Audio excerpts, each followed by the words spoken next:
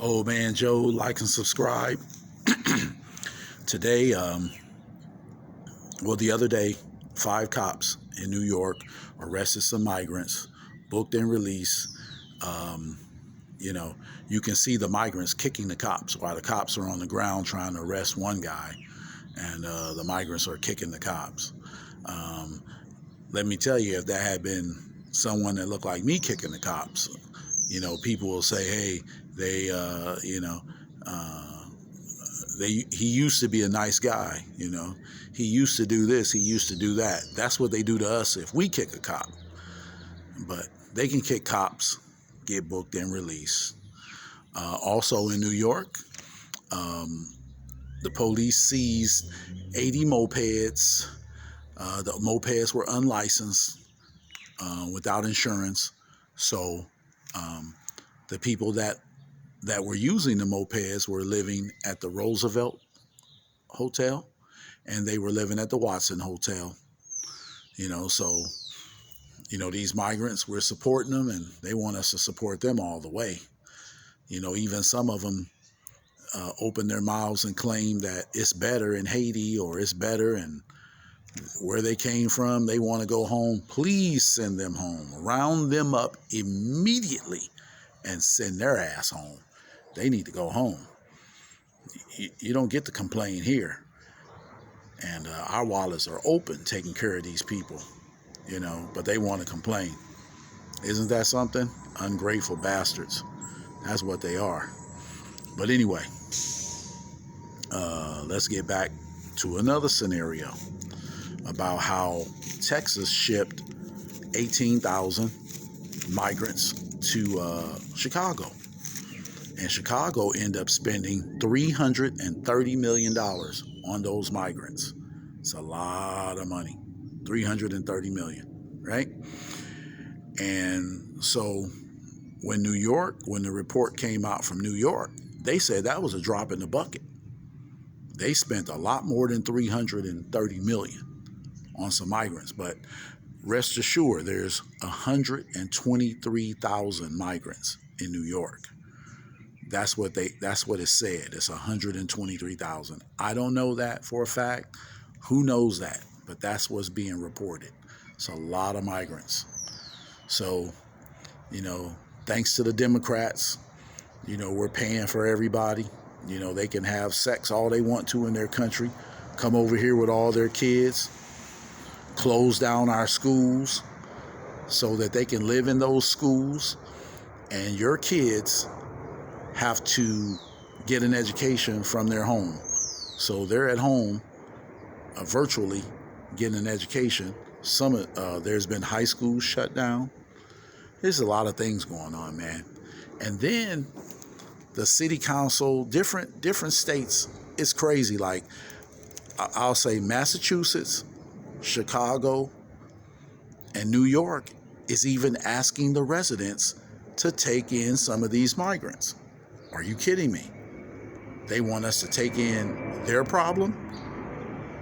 Now you supported them with all our tax dollars. Now you want us to take them in? Wow. And these people are nasty. They have they poop on the ground, they pee on the ground, they leave pee on people's doorsteps. You'll probably have to call a plumber every 3 weeks.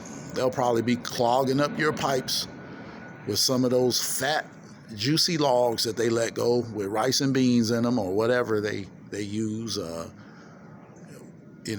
whatever that is. Because a lot of people eat rice and beans, so that's not I'm not saying anything about anybody in particular. I eat rice and beans. So, but they'll be clogging up your toilets with whatever they're eating, clogging up your toilets. You'll have to go pay a plumber, unless your cousin's a plumber or your neighbor's a plumber. The nerve of these people, they're asking us to take them in. The nerve of some of these city councils and some of these mayors or what have you. This stuff is way out of control. You know, like I said, Chicago spent $330 million, and New York said that was nothing. They've spent way more than that.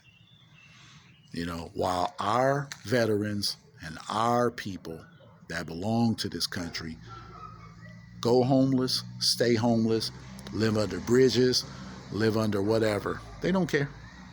They say, oh, they're all drug addicts, or they're all this, or they're all that. Yeah, a lot of them are drug addicts. Yeah, a lot of them are lazy, but they're still from this country, and we're taking our hard-earned tax dollars, taking care of some people that are not from this country. They don't even want to speak English, half of them. There's a lot of them don't want to speak English. They still speak Spanish. Knew they were coming over here. Knew they were coming over here a year before they came. Still don't want to speak the language. And we have people here that have been here for 10, 15 years. You see them on the news. They still don't want to speak the language.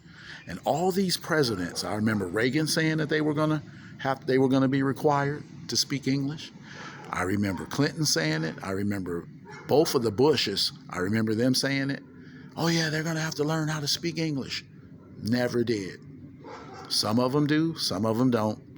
And I don't know if you noticed that when you go in some of these grocery stores or department stores, or even you go to a city-run government or a state-run government, they'll speak Spanish right in your face. You know, they supposed to be speaking English. This is an English-speaking country. You want to get the freebies. You want to come over here, get you a nice home, work hard. Okay, speak English. How about that? How about that? How about speaking English for a second? That's not too much to ask, is it? You're here working.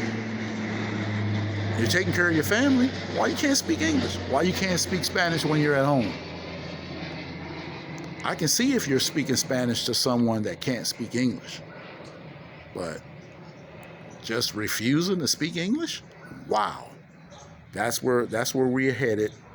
And it's going to be more of that coming soon to a theater near you. So get ready, America. Get ready. Old Man Joe.